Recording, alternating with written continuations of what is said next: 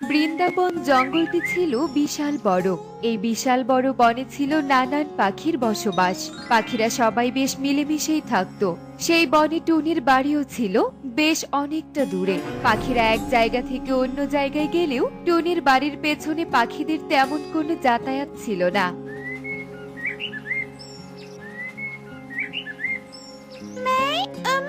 তুমি রোজ আমাকে স্কুলে নিয়ে যাও, আবার নিয়ে এসো। আমাকে একা একা বের হতে দাও না কেন শুনি? তোকে তোকে এক কথা কতদিন বলতে হবে শুনি? বলেছি না তুই কোথাও যেতে পারবি না। এই বন ভালো নয়, যদি কোনো বিপদ হয়ে যায়। তাছাড়া মাঝে মাঝে তো খেলতে পাঠাই। সেই ছোট্ট থেকে শুনছি বিপদ হবে, কই কোনোদিন তো বিপদ হলো না। এখনো ছোটই আছিস তুই টুকি, বেশি বকিস না তো, চুপচাপ আমার সাথে স্কুলে যা। টুনি তার মেয়েকে নিয়ে স্কুলে যায়, আবার স্কুল থেকে নিয়ে আসে। টুনি মাঝে মধ্যে মেয়েকে উত্তর দিকে একটু খেলতে যেতে দিলেও তা ছিল খুব অল্প সময়ের জন্য। টুনি সব সময় মেয়েকে চোখে চোখে রাখতো।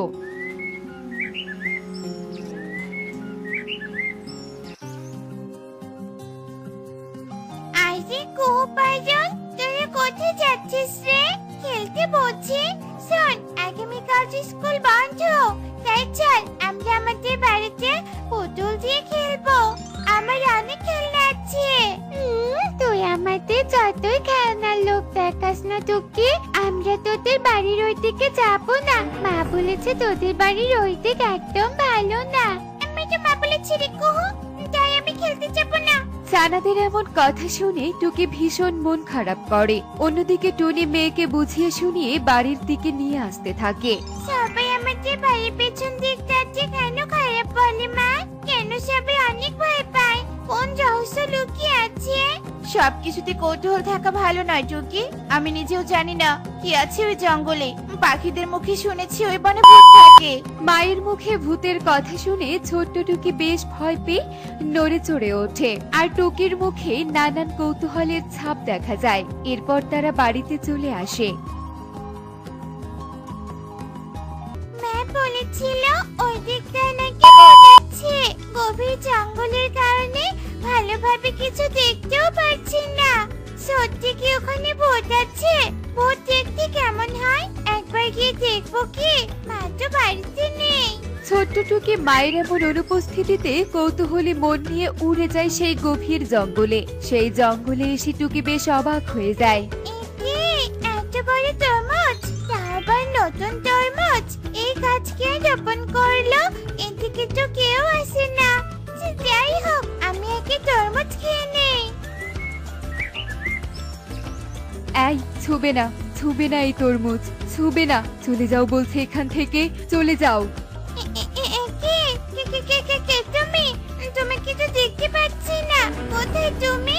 দেখা দাও আমাকে। আমি কাউকে দেখা দেই না, চলে যাও তুমি। তুমি অনেক ছোট, তোমার ক্ষতি হয়ে যাবে। পরের এমন ধমক শুনে ছোট্ট টুকি সেখান থেকে বাড়িতে চলে আসে। আর টুকির মাথায় নানান চিন্তা ঘুরতে থাকে। বেশ কিছুক্ষণ পর টুনিও বাড়িতে চলে আসে। এ কি রে মা, তোর মুখ এমন মলিন লাগছে কেন? আর খাবার দাবার পড়ে আছে, তুই কি খাবার খাসনি নাকি? কিছু না মা, খেতে পাইনি। মনে হয় তুই আমার থেকে কিছু লুকাচ্ছিস রে মা। তুই কি বাইরে গিয়েছিলি? সত্যি করে বলতো। মানে না, মানে আমি কোথাও যাইনি। টনি মেয়ের মুখ দেখে ঠিক বুঝতে পারে তার মেয়ে মিথ্যে বলছে। টনির মেয়েকে নিয়ে দিন দিন চিন্তা আরো বাড়তে থাকে।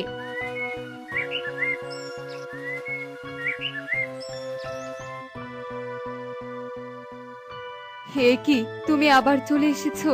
তোমার কত সাহস! তোমাকে না সেদিন বলেছি তুমি এই তরমুজের মাঝে আর আসবে না। কিন্তু আমি তো তোমাকে বলেছি তোমায় আমি দেখতে চাই। তুমি আমাকে দেখা দাও না কেন? তাহলে কি তুমি আমাকে ভয় পাও? না, আমি তোমাকে ভয় পাই না।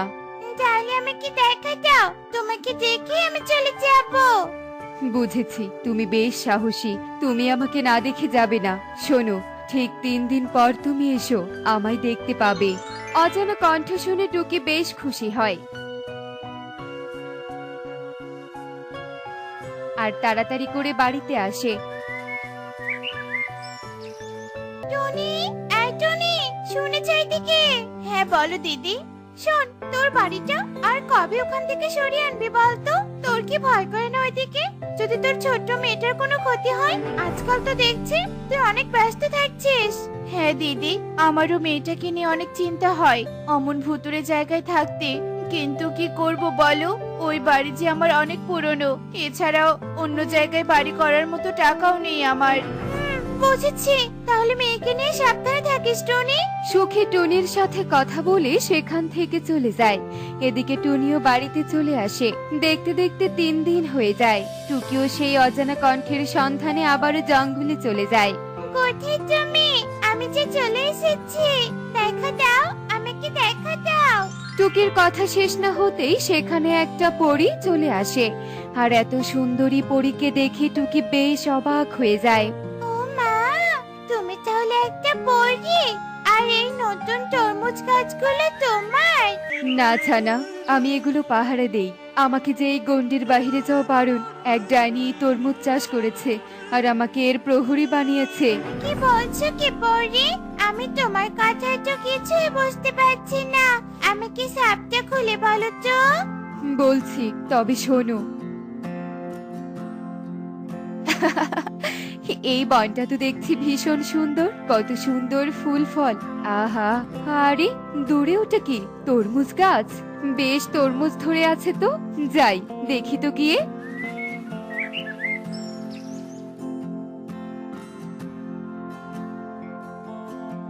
একি তোর এত বড় সাহস পড়ি, তুই কিনা আমার ফলের গাছে হাত দিয়েছিস? তুই জানিস না নাকি এগুলো আমি চাষ করেছি? ক্ষমা করো ডাইনি, আমি বুঝতে পাইনি যে এগুলো তুমি চাষ করেছো। আমায় ক্ষমা করো তুমি। কি অপরাধ করে আবার ক্ষমা? এই বলে ডাইনি আমার উপর অপ্রস্তুত ভাবে জাদু করে আর আমি এখানে আটকা পড়ে যাই। এবার থাক এখানে বন্দি হয়ে। এই গন্ডি পেরিয়ে তুই এক পাও এগোতে পারবি না। এই তরমুজ গাছটি পাহারা দিবি এখন থেকে। এরপর ডাইনি চলে যায় আর প্রতি পূর্ণিমার রাতে এসে তরমুজ দেখে যায়। আমি এখান থেকে উড়ে কোথাও যেতেও পারি না। যে পরী, আমরাও তো কেউ এদিকে আসি না। তোমার অনেক কষ্ট হয়, আমি তোমাকে মুক্ত করতে চাই পরী। তুমি তো ছোট ছানা, তুমি আমাকে মুক্ত করবে কি করে? তার থেকে তুমি বাড়িতে চলে যাও, তোমার মা দেখলে ভীষণ বকবে। আমার মা ভীষণ ভালো পরী, তুমি আমাকে একবার বলো উপায়। শোনো, সামনেই তো পূর্ণিমা। তুমি যদি রূপসা ঝর্ণার জল এনে ডাইনির গায়ে সেদিন ছিটিয়ে দিতে পারো, তাহলে ডাইনি ধ্বংস হয়ে যাবে আর আমরাও মুক্ত হব। পরীর কথায় টুকি খুশি হয়।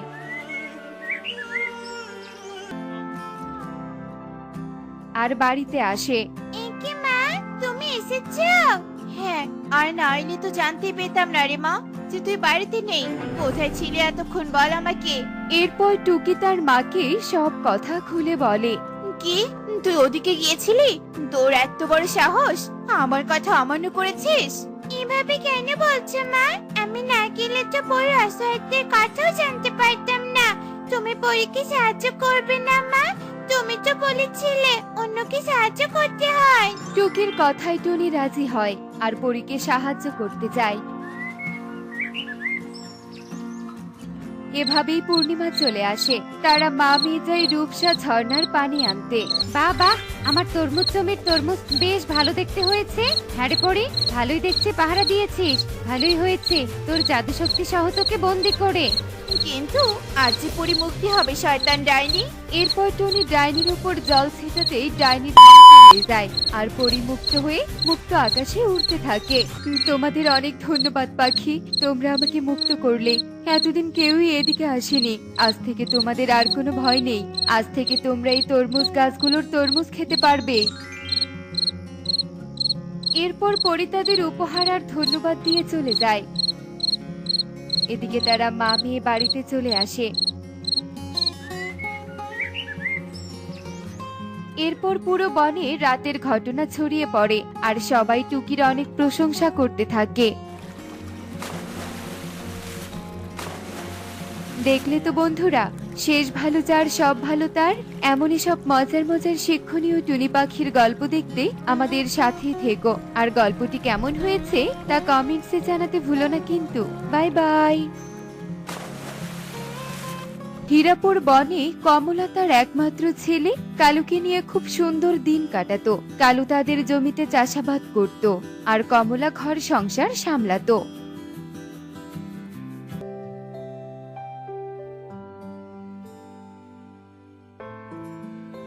খেয়ে নে বাবা, পেট ভরে খেয়ে নে, গায়ে বল না থাকলে খাটবি কি করে?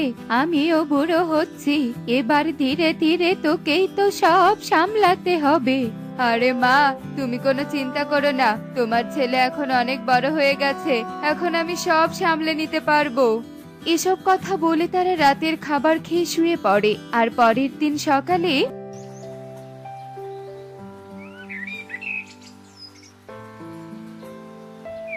মা, ও মা, এত কি ভাবছো? আরে ওদিকে তাকিয়ে কি ভাবছো বলো তো? ভাবছি তোর বিয়ে কবে দেব বল দেখি, আর কবে যে আমার ঘরে একটা নতুন বউ আনবো। সে কি মা, একা বুঝি তোমার বাড়িতে ভালো লাগে না? কি করে লাগবে ভালো বল দেখি, তুই তো সারাদিন বাহিরে থাকিস আর আমি। থাক থাক, আর বলতে হবে না, আমি বুঝতে পেরেছি তুমি মেয়ে দেখো, আমি বাড়িতে তোমার জন্য নতুন বউ নিয়ে আসবো। সত্যি রে বাবা? হ্যাঁ মা, সত্যি।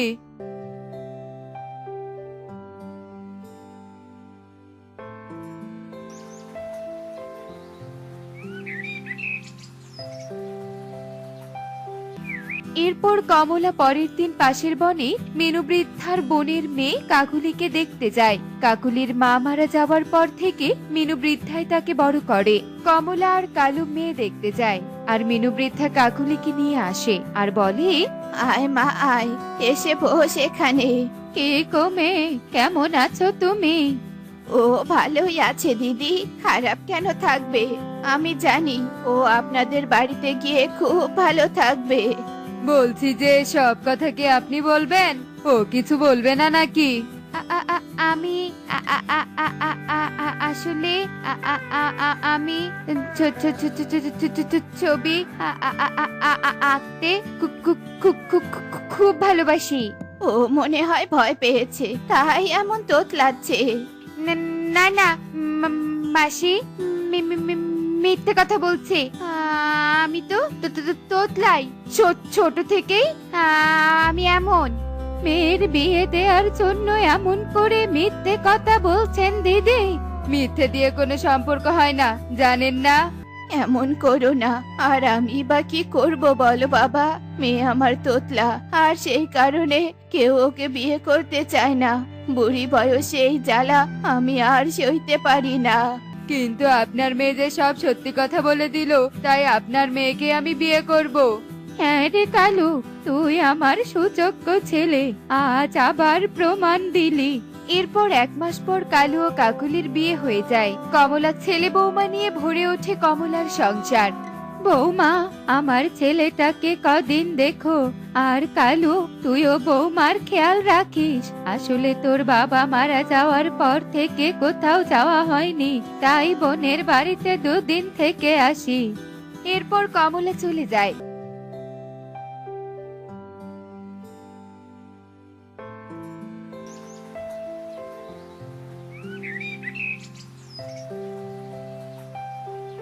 পরের দিন সকালে কালু রাস্তা দিয়ে ফিরছিল, এমন সময় তার সঙ্গে দেখা হয় কবুতরের। কি গো কালু দাদা, কেমন আছো? ভালো আছি রে। তা কালু দাদা, বলছি নতুন বইয়ের কথা কিছু বুঝতে পারো? কবুতরের এমন কথা শুনে কালু তো বেজায় অবাক হয়ে যায়। মানে? না মানে ওই আর কি বলছিলাম যে, দেখে শুনে তোতলা একটা মেয়েকে বিয়ে করে আনলে তো সারাদিন তো তোতো করেই কাটে, তাই বলছিলাম আর কি। একটা লাইন বলতে কতক্ষণ সময় লাগে গো কালু দাদা? আহ আহ আহ আহ আহ। যতক্ষণ সময় লাগুক, আমার বউ আমাকে বলবে, তাতে তোর সমস্যা কি রে? হ্যাঁ। এরপর কালু তার চাষের জমিতে গিয়ে কাজ করতে থাকে, আর তখনই সেখানে টোনা আর তোতা চলে আসে। আর বেশ মজা করে টোনা বলে ওঠে, কি কি কি কি কি গো কালু দাদা, আর কাজ করবে? আচ্ছা, কি বলছিস রে? তোরা এমন ভাবে কথা বলছিস কেন বলতো? এসব বাজে কথা বলছিস যে, তোদের কি আর কোনো কাজ নেই নাকি? কাজ তো সারা জীবন করতে হবে, বনের সবার সামনে বউকে তো নিয়ে যেতেই হবে তাই না? সেটাও তো ভাবতে হবে, কিন্তু তোমার তো আর এই ঝামেলা নেই গো কালু দাদা। তোমার বউ তো ভালো করে কথাই বলতে জানে না। এই শোন, এত অহংকার করার কিছু নেই, এসবই সৃষ্টিকর্তার দান। আর আমার কথা তোদের না ভাবলেও চলবে, আমি বেশ শান্তিতেই আছি। এ কথা বলে কালু সেখান থেকে রাগে গজগজ করতে করতে চলে যায়।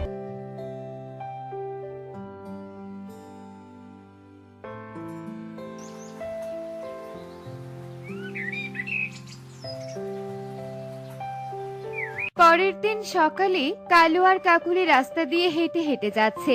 তখন কালু হঠাৎ দেখে তোতা হঠাৎ করে একটা গাছের পেছনে গিয়ে লুকিয়ে পড়ে। কালু জিজ্ঞেস করে, কে কে ওখানে? কি হলো, আমাদের দেখে এমন লুকিয়ে পড়লে কেন? কে? আরে কে ওখানে লুকিয়ে পড়লে? এসো বলছি, বাহিরে এসো। তোতা বেরিয়ে আসে আর তার মুখে ফোড়া দিয়ে ভর্তি ছিল। আমি আমি গো কালু দাদা। তোতাকে এমন অবস্থায় দেখে কালু তো বেশ অবাক হয়ে যায়। এ কি, তোর মুখে এসব কি? তোমাকে অপমান করে ফল আমি পেয়েছি গো কালু দাদা। কি বলছিস এসব? কিভাবে হলো? নিজে বড় হওয়ার জন্য অহংকার নিয়ে সেদিন বাজার থেকে বাড়ি ফেরার সময় আমি দেখলাম একজন ফর্সা হওয়ার ক্রিম নিয়ে বসে আছে, আর একটা কাগজে লেখা আছে 1 সপ্তাহে ধবধবা ফর্সা নিজেকে করুন, আরো বিউটিফুল করুন। ভাবলাম একটা ক্রিম মেখেই দেখি কি হয়।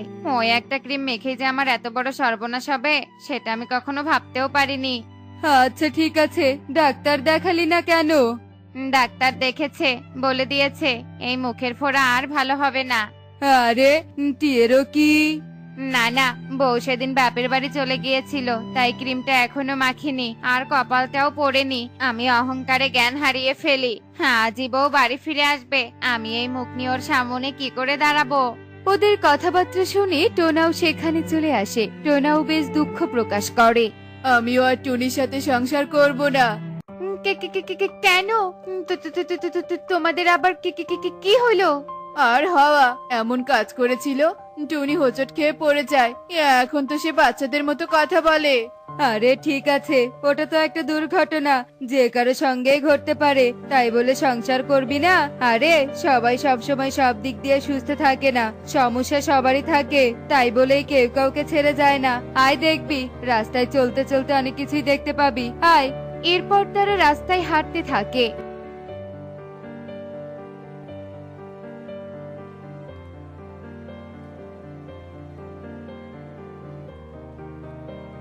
আরে ওটা আমাদের ময়ূর না? আর ওটা ওর বউ ময়ূরী। এই তো মাস 3 হলো ওই অন্ধ ময়ূরীকে বিয়ে করেছে। শুনেছি ময়ূরী খুব ভালো। টোনা, কখন কি হবে কেউ জানে না। আসলে একজন অন্ধ একজন তোতলা, কিন্তু সবাই সৃষ্টিকর্তারই পাঠানো। সবাই যে সব দিক দিয়ে সুসম্পন্ন হবে তার তো কোনো মানে নেই। কালু দাদা, তুমি ঠিকই বলেছো। আমিও বউয়ের কাছে যাই, গিয়ে বরং ক্ষমা চাই। যদি আমাকে এভাবে মেনে নেয় তবে ভালো, নইলে বুঝবো এ আমারই পাপের ফল। কালু দাদা, বলছি আমাদেরকে ক্ষমা করে দাও। হ্যাঁ গো কালু দাদা, আমাকেও তোমরা ক্ষমা করে দাও।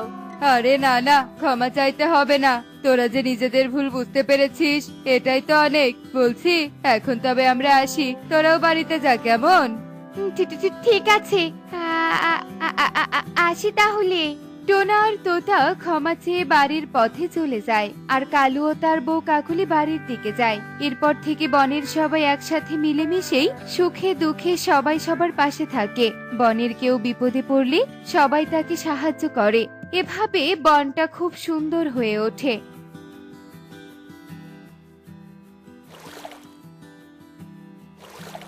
দেখলে তো বন্ধুরা, কাউকে অবহেলা করতে নেই। এমনই সব মজার মজার শিক্ষণীয় টুনি পাখির গল্প দেখতে আমাদের সাথেই থেকো। আর গল্পটি কেমন হয়েছে তা কমেন্টসে জানাতে ভুলো না কিন্তু। Bye bye.